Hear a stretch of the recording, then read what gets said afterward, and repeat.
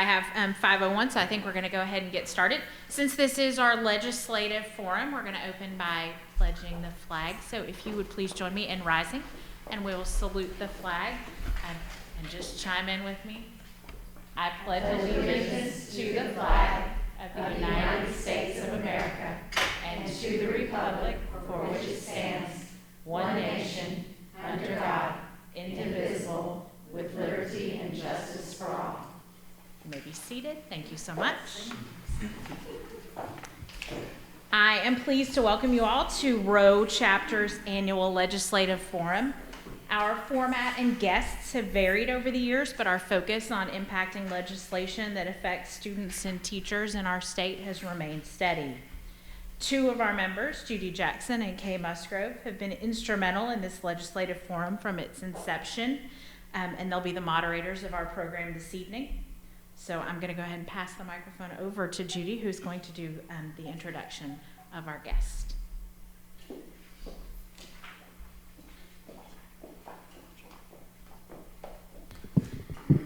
Thank you, Madam President, and we thank all of you for being here.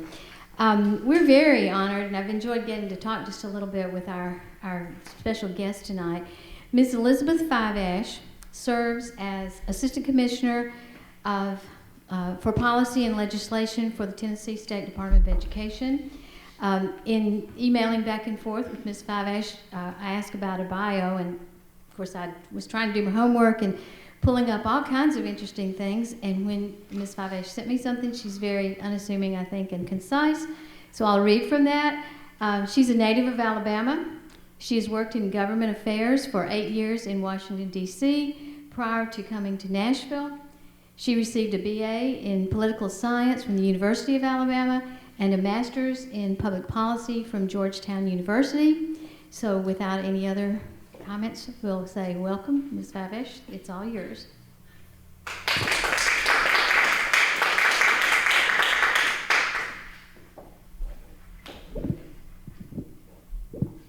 Thank you. Sorry, I don't know. I skew it through. Yes. Can you all hear me? Great. Thank you again for having me here. Sorry.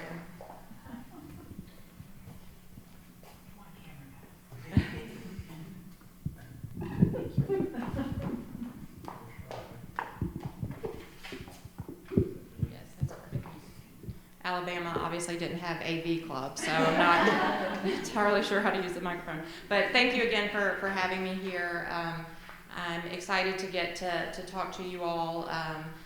Not everyone is a policy nerd like I am, so please stop me if you have any questions or need clarification on anything that I go over. I want to just start by just giving you all a little background on the Policy and Legislative Affairs Office, what we do, how we engage with the legislature, just to, again, provide you that background. So our team, we represent and advocate for the policy position of the department and the governor's office. So we sort of serve as the liaison between the agency and the General Assembly. We engage with them throughout the year, but particularly during legislative session. We maintain a daily presence at the Legislative Plaza. We attend all of the education committee meetings, provide testimony, talking points, information. We really just try to serve as a resource for legislators as they're making decisions that impact all of the students and teachers and districts across the state.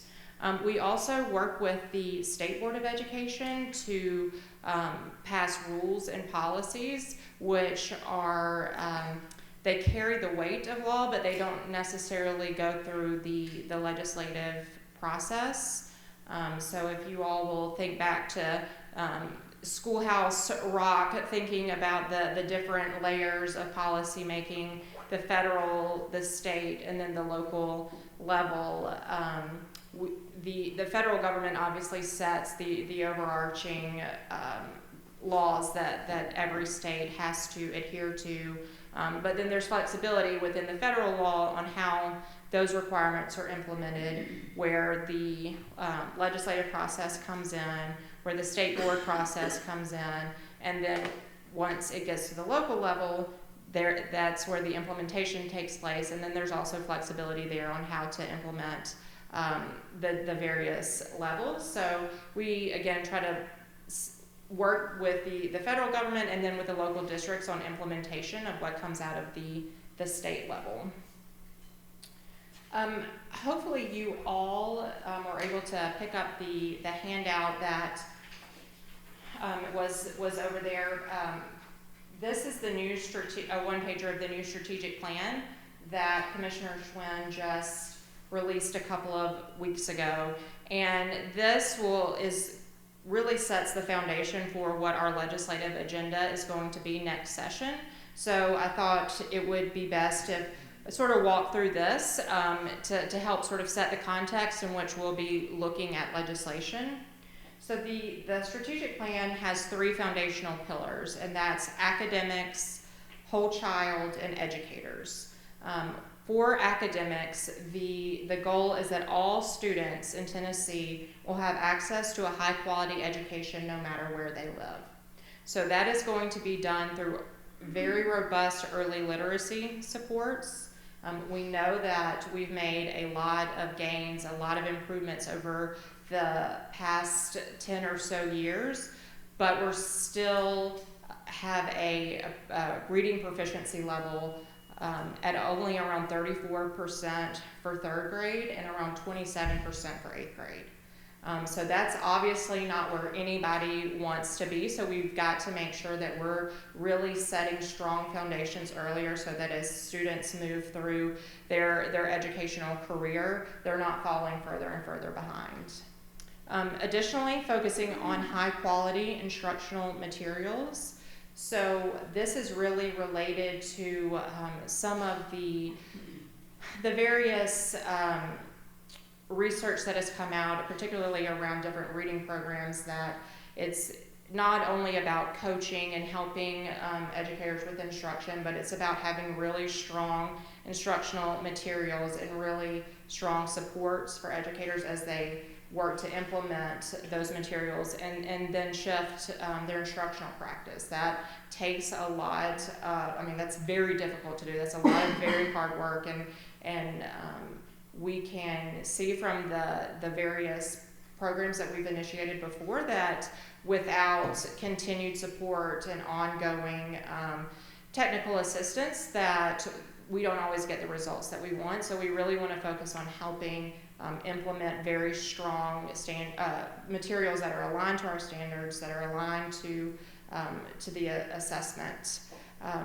And then that leads into the innovative assessments. So what we are working toward right now is building a state level formative and interim assessment that are based on questions that have been developed by Tennessee educators for the TCAP assessment. And so once they're either used on the TCAP and they're released, then we'll be putting them into an item bank so that educators will be able to use that item bank to build their own assessments for their classrooms. Then we'll have an formative assessment that will be able to be used for those quick benchmark assessments, and then an interim assessment that again is aligned to the TCAP assessment and will actually provide very robust analytics and data back to educators so that they have information in their hands from a test that looks and feels like the TCAP assessment. We know that districts spend a lot of money on these interim and formative assessments, and we're hoping that providing this at the state level, districts will be able to utilize that and then free up money for other important programs in their schools. And then looking at career exploration, we want to start those career exploration opportunities very early, and we want to ensure that opportunities in middle school align with the opportunities that are available to students in high school. What we've seen through various districts across the state is that the programs offered in middle school don't necessarily match what's offered in high school. And so it's very important that we create a seamless alignment there. And so we're going to be working to try to help districts think more holistically about the career exploration opportunities that they're providing. Secondly, whole child. This is probably the number one issue that we hear from teachers and districts, is that students today have a lot more non-academic needs than ever before. And that bears out in some of the data related to different health situations, particularly around the opioid crisis. And so we definitely understand that students today are facing a lot of challenges. And so we want to make sure that schools and districts, teachers are able to locate the resources necessary to help students in those non-academic areas. It's not that we want the school or teacher to serve as the medical provider, mental health provider, but we want everyone to know where they can turn to find help for a student if they're having a non-academic situation. So again, we're working through developing online mapping tools so that people can easily see what is available within their community, close surroundings. I know that Williamson County obviously has a lot more resources than Clay County, for example, would have. And so making sure that everyone has the same ability to find supports for their students. Also looking at developing a Tennessee-specific character education program so that we can start really implementing those soft skills early on in the career, in their educational career, that we know that they will ultimately need for jobs later on. And then looking at really providing additional supports for students with disabilities, students that are receiving special education services. So looking through creating statewide networks to provide technical assistance resources to not only schools and educators, but also to families. And then third, educators, and that's certainly not last but not least. And we really want to make Tennessee the top state to become and remain an educator. I think that we have heard from pretty much every district that they have a teacher shortage in one or more areas, and being innovative and thoughtful about how do we attract teachers to Tennessee, and how do we get them to stay in the classroom once we're here. Obviously, compensation is a huge part of that, and we are committed to continuing to push for investments in teacher compensation. But it's definitely hard when there are a lot of other options that pay more than a teacher salary. But the work that you all do is vital to everything, the economy, and so we know that we need to continue to invest in that.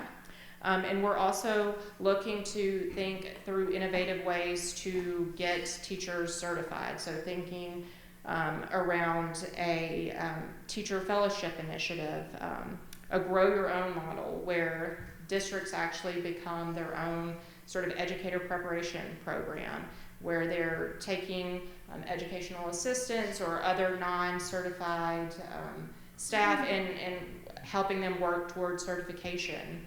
And then also really focusing on aligning with educator preparation programs, making sure that they are preparing students for the classrooms of today.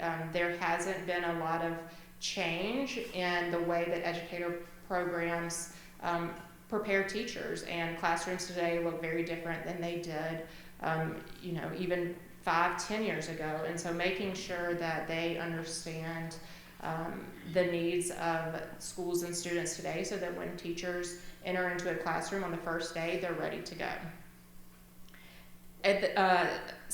Third, looking at pathways for teacher leadership.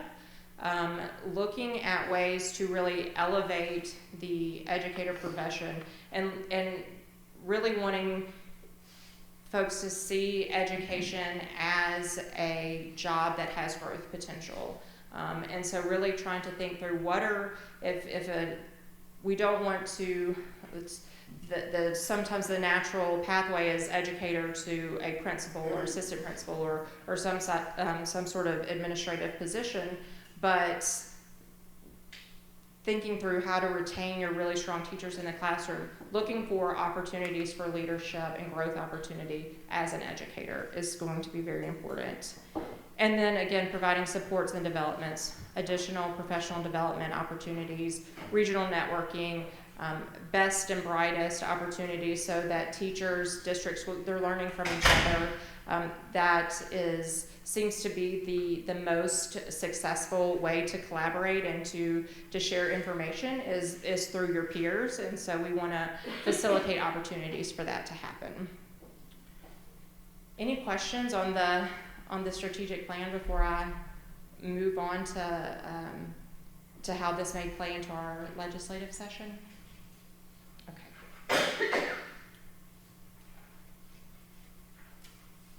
So as I mentioned, as we're thinking through our priorities for this upcoming legislative session, they're really going to be centered around these top priorities. So what we are looking at through our budget proposals, we just had our public budget hearings last week, and we had one earlier this week. I'm going to highlight some of the things that we have requested in our budget. The first is $15 million for an early literacy initiative. This is obviously a big ticket item, but we think it's really important to develop a coaching network that provides ongoing support, and looking at doing that through vendor partners rather than a teacher coach. That way the coaching is fully supportive of the educators as they're teaching. Someone's not trying to pull sort of double duty. Also looking at, with this, a shared diagnostic that districts would be able to use to determine where students are in terms of reading proficiency before third grade. Everyone hears about that critical third grade year and how important it is that students are reading on grade level before third grade, but there's really not a strong statewide measure that's available to check students before third grade. We know that that's critical. Obviously, we hear around additional testing a lot, and it's not an attempt to try to add additional testing requirements. It's really about providing educators a tool to know where their students are and to provide intervention before third grade. Additionally, we're asking for $2 million for our Centers of Regional Excellence, our core offices. This is to provide districts provide the core offices with 2 additional positions to serve districts. And these positions would be focused on human capital needs, so again, helping districts with recruiting and retaining strong educators, and then also around special education services and supports. $2 million to support the innovative assessment piece that I mentioned earlier around developing formative and interim assessments that districts would be able to opt into. And then one of the things that Governor Lee has really been invested in is civics education. And so looking for additional funding to support districts in implementing high quality civics education programs. And that would be related to the character education program as well. We would looking to do a combined character education with a focus on civics. And then providing funding for early post-secondary opportunities for economically disadvantaged students. Right now, we are providing funding to districts so that they can pay for AP exams, IB, CLEP, those sort of assessments. And so we want to continue to be able to provide that funding to districts to be able to cover the cost of those exams for our economically disadvantaged students. Some of the legislative items that we think are going to be the big topics this upcoming session are going to be related to school choice. So obviously the governor's education savings account program passed last year. We think that school choice will continue to be a conversation in the legislature. School safety, there was a significant increase in funding over the past 2 years to help districts fund an SRO in every school, but also provide for some of those hardware security improvements such as locks, cameras, those sort of things. So we want to continue to provide funding so districts can meet their security needs. Early grades literacy, as I mentioned, this has definitely been the number one issue that I've heard when I've been meeting with legislators, is they're really looking to do something to make an impact in this area. And then again, also whole child initiatives has been something that has been very common among in our conversations with legislators, especially around discipline issues, how to handle disciplinary actions with trauma-informed discipline practices, focus on ACEs. So there is, again, a real strong support from legislators wanting to help sort of reduce exclusionary discipline practices, but also providing schools and districts the support they need to implement some of those types of programs.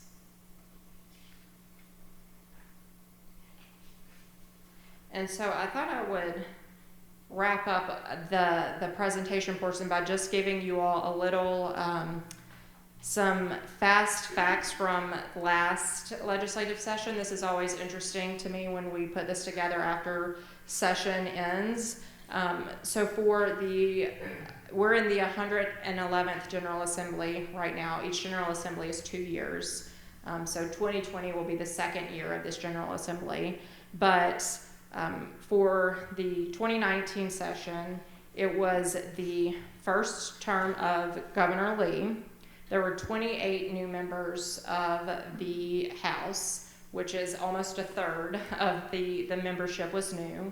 We had a new Speaker of the House, new committees, and new Education Committee chairman. So it was sort of starting from the foundation last year. And so that has been very interesting as we're thinking through sort of trying to build some of that institutional knowledge back up and with the legislators as they sort of try to jump into some of these very long and complex issues. So we'll continue to do that this upcoming session. But for 2019, there were 1,551 pieces of legislation filed. So that's pretty staggering when you think of just that would potentially mean 1,551 changes to every aspect of day-to-day life. Of that, 513 passed. There were 356 bills filed related to education. Education is a huge focus of the General Assembly. We have the second largest budget in the state behind TennCare. So it's so important that members are informed, especially if you have relationships with your local legislators, to keep them updated, to keep them aware of things good and bad happening in the classroom, challenges that you're facing, because they really are focused on education. Of those 356 bills introduced, 65 passed. And that ranged, just to, encourage certain trainings all the way to, requiring or establishing the new charter school commission. So it sort of runs the gamut in terms of the impact, but again, a very big focus. The General Assembly will convene for the second year of the 111th session on January 14th, 2020. So you've got a little time left to meet with your legislators, to talk through your priorities, and I would strongly encourage you all to do that. Invite them in your classrooms to see what a school of today looks like. Everyone remembers what school was like when they were in school, and sometimes that was quite a while ago, and so there's been a lot of changes that sometimes they're very surprised to see. So I would definitely encourage you all to invite them to see sort of what it looks like in action today. And with that, I'll take any questions that you all have. Okay.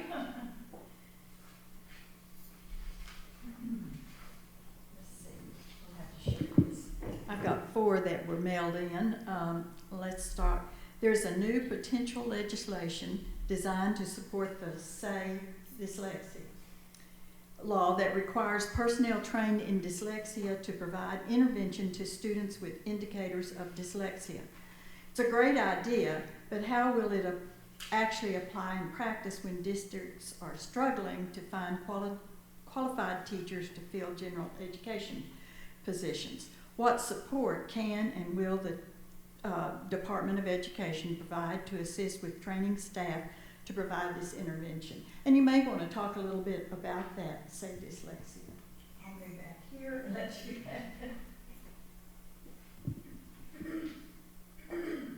I believe it was 2 years ago, legislation passed to create a dyslexia advisory council.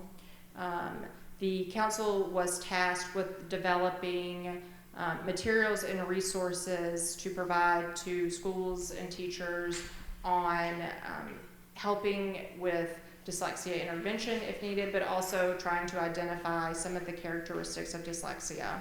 It also required that every student be screened for dyslexia through the RTI screener if the screener the district was using had that capability.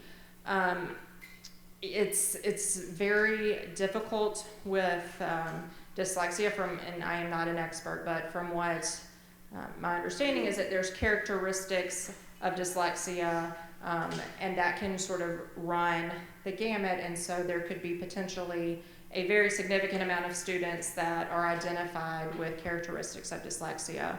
And so when thinking through the legislation that was referenced in the question, there's a bill that was introduced last year that would require every teacher to receive training and then provide intervention services. That would obviously be a significant additional workload for educators.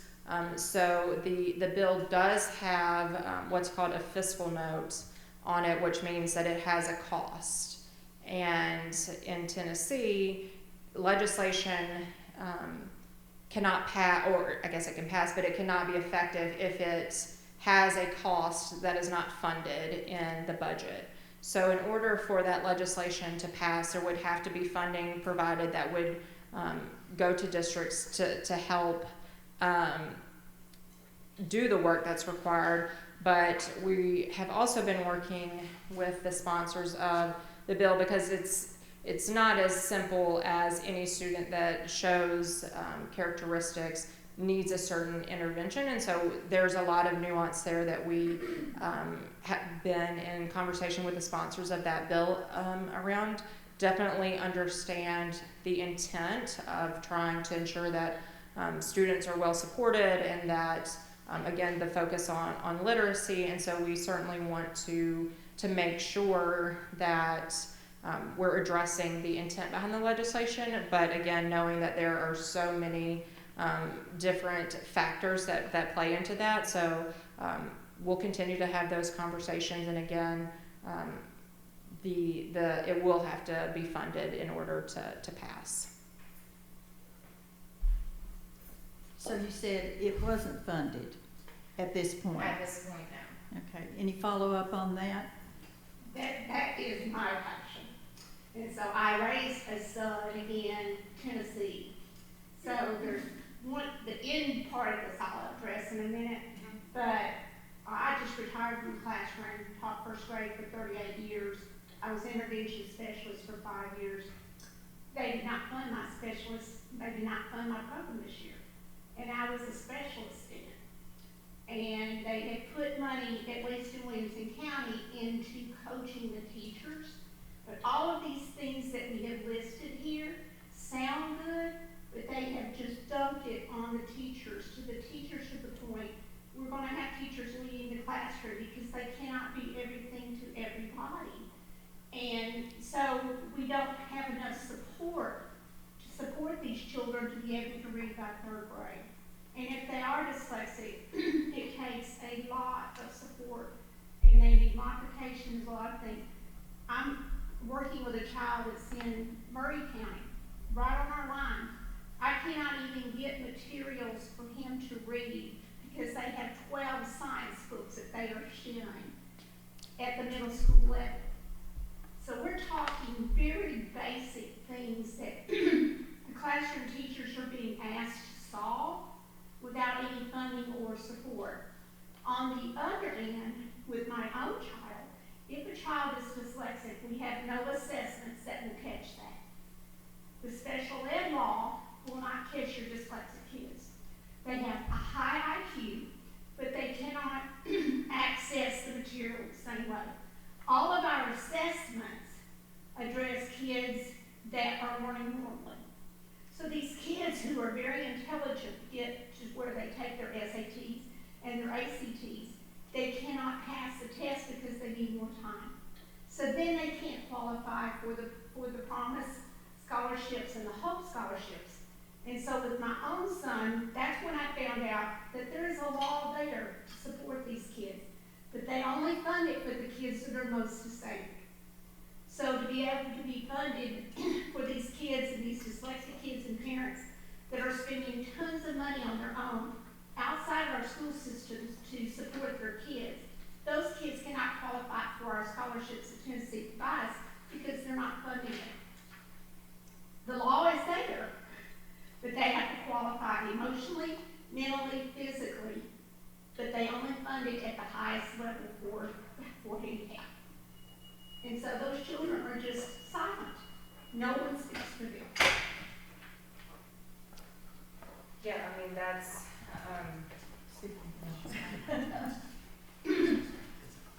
certainly understand and appreciate your passion, and I think you're right, and I think the Dyslexia Advisory Council was established to try to give a voice to the need that's out there.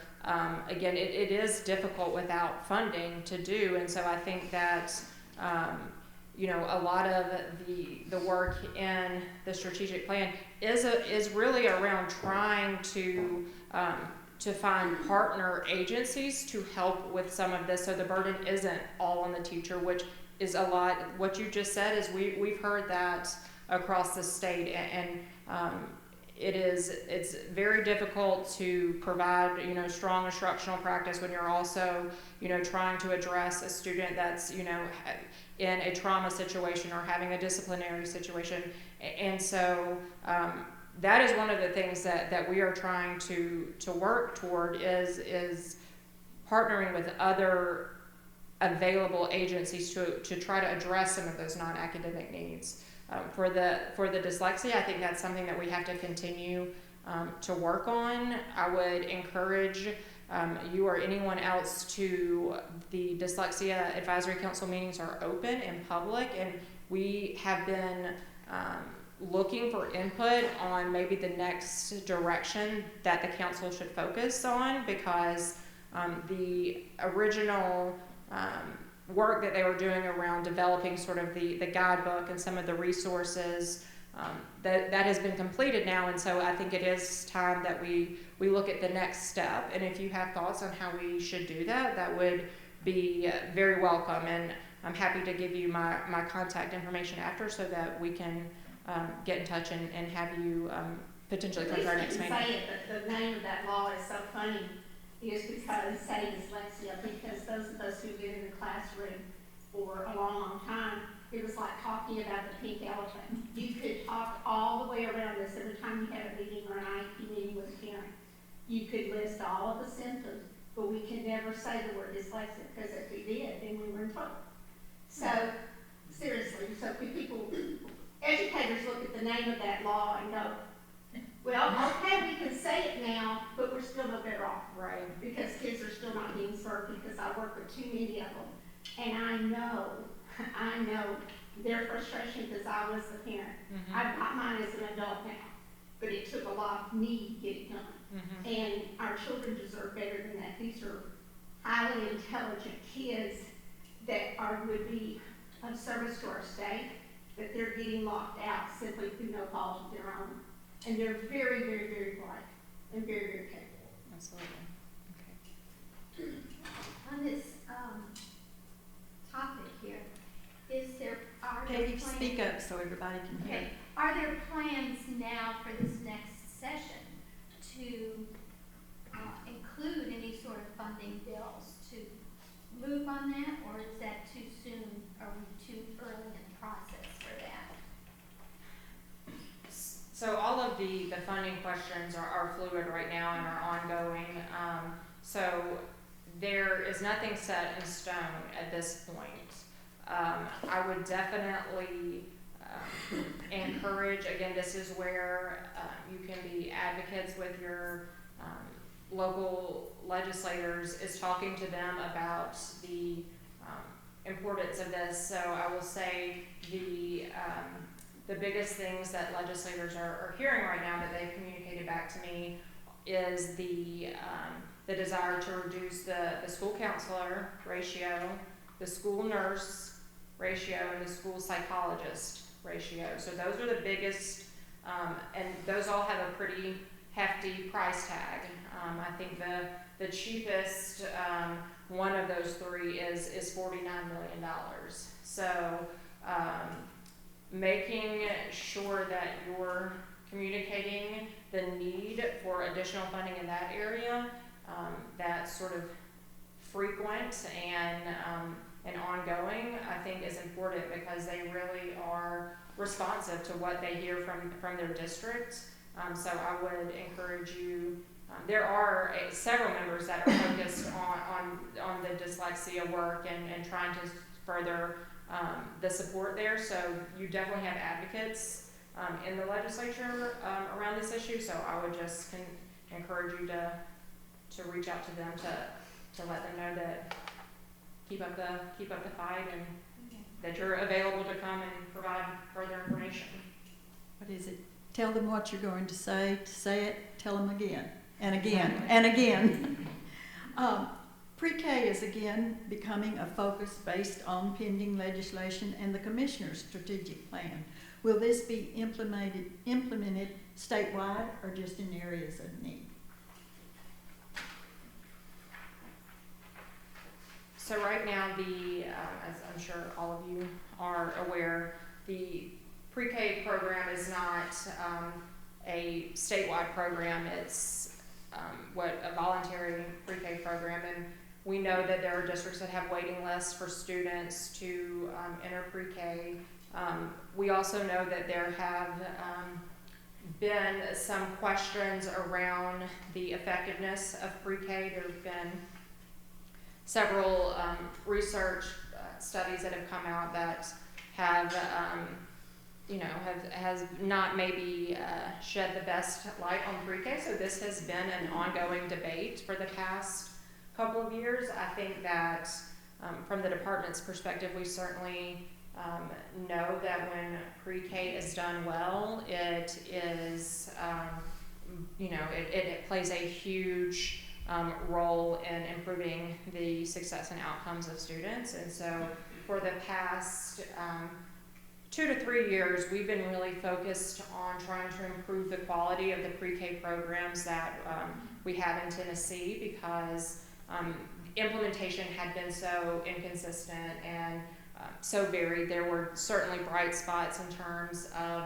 the data, but there were also some programs that maybe weren't as strong, and so we have been really trying to focus on quality before we have the expansion conversation, which is obviously a very sensitive political issue. I think that the early literacy work is certainly, we'll also be thinking through like the pre-K through 3 really continuum. I don't have a definitive answer in this point, but I do believe that pre-K will be a topic of conversation. There has already been at least one bill filed to expand pre-K, and I would expect we'd see a couple more related to that. Okay. Someone has read in the Tennessean recently that the Tennessee State Board of Education is urging educators and the public throughout the state to comment on new math standards. Could you please speak to this? Do they really want to know? Yes. So yes, it is hard to believe, but it is the sort of 6-year review cycle for the math standards. And the state board has released a link to educators, the public, anyone who wants to have a fun, wild Friday, Saturday night and read the state math standards. So the current math standards are what's on the link, and then educators can comment on, yes, I think this standard is appropriate and should stay at this grade level. I think that this standard should be moved to a different grade level. I think this standard should be removed. There's several options, and then space for open comment. And so all of those comments will be collected, and then there will be groups of educators that are convened who will read through all of the comments and then start to rework the current standards. Once there's a draft of those, it will go back out for public comment and review, and then they will be voted on by the State Board of Education after that process. It probably will take upwards of a year to go through the various feedback opportunities. So there will be multiple opportunities for feedback, and this is just sort of step 1. Recently, the U.S. Department of Education released the 2019 NAEP results. Tennessee scored between 25th and 30th in state rankings on each of the 4 tests. Since we ranked in the bottom 10 states in 2011, what are plans initiative to continue moving forward? We don't want to go down. No, we don't. That's a great question. So certainly we have seen a lot of growth in our NAEP results, our TCAP results. This year on the NAEP results, we saw a statistically significant increase in 4th grade math, which that is extremely exciting and promising. But our literacy results were fairly stagnant. And that was true of a lot of states across the country. And several states actually saw declines in those areas. So I think that this is now a real sort of nationwide conversation around literacy in particular. There were 2 sort of standouts in literacy, and one was Mississippi, which great for them, but we want to make sure that we're also continuing to progress. And then Washington, D.C. saw some pretty positive results in literacy. So what we are doing is we are looking at the different literacy initiatives that they have implemented to learn what they've done so that we can take those best practices and implement them here. And I think part of, in particular, what Mississippi did is a very robust coaching program with a lot of support. They have, again, a diagnostic to try to identify reading deficiencies before 3rd grade, and then develop intervention plans early so that the focus is on trying to develop these sort of individual reading plans early before a student is behind. Right now, it's after a student is identified that we implement an intervention plan, and that's too late. And so really trying to focus on some of the front end work. And so we're continuing to look at that, and again, hopefully some of that will be realized in the literacy initiative that's in our strategic plan. Do we have any other, that's the 4 I have. Any other questions from the floor? Comments? You spoke to the successes in Mississippi and Washington, D.C.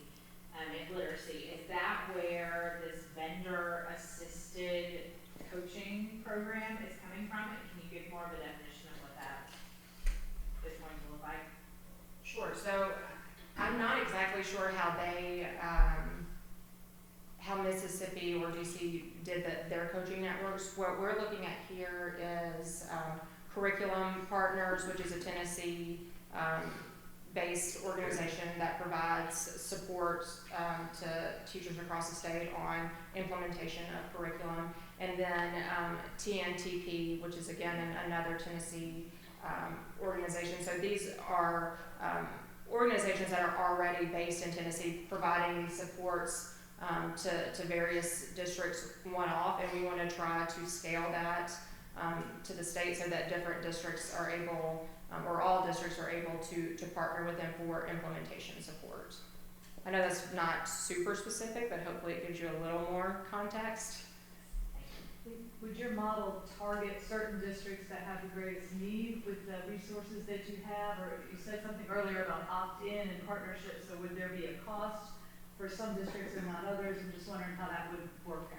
So right now we are doing a very similar sort of pilot with schools, priority schools across the state. So we're really still in the beginning stages of planning what this will look like at scale.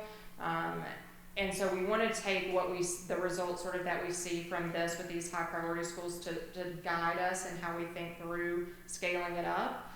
So it's hard to say right now, but definitely we will be providing much more details and information for probably in February when legislative session is getting rolling, and we're providing more details around our budget request. Is probably when we'll be able to share more details about what it will look like. I know it's frustrating that I can't say a lot now, but we're excited about just the opportunity to think differently about how we're supporting teachers and strong phonics instruction, all of those really important things. I just thought of something. On one of your points, you talked about trying to come up with something to keep good teachers in the classroom. You're too young to know this. Years ago, Tennessee had what we call the Career Ladder program.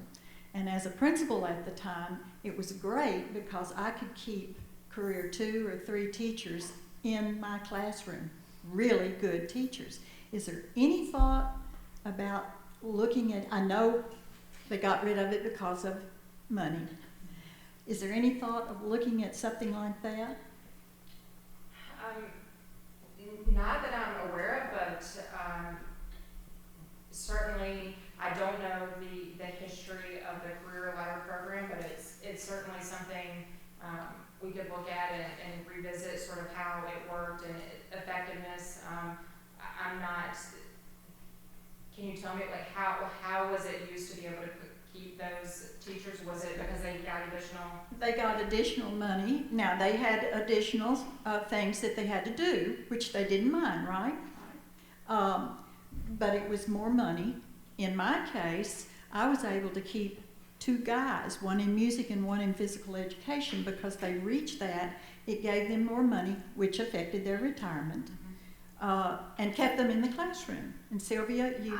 I earned it in 1988. Yeah, And I just retired this last end of school year. and I drew $3,000 extra from the state all this time.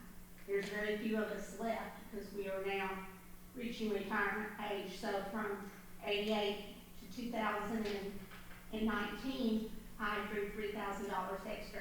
And yes, it helped. Most definitely it helped. A lot of ways, and as a brand new principal. And the way our evaluation models are now are so much better. That was the big thing that Career Ladder did, was they came up with a formal evaluation model. Yes. We now have we now have national board certification, and we now have our state evaluation model that you have a much easier way of capturing these teachers now. It's there. It was not there when they were doing ours. That was the very front end of this type of evaluation. Yeah, anyway, I thought I'd say it. Well, unless we have more, I'll let Judy close out. Thank you.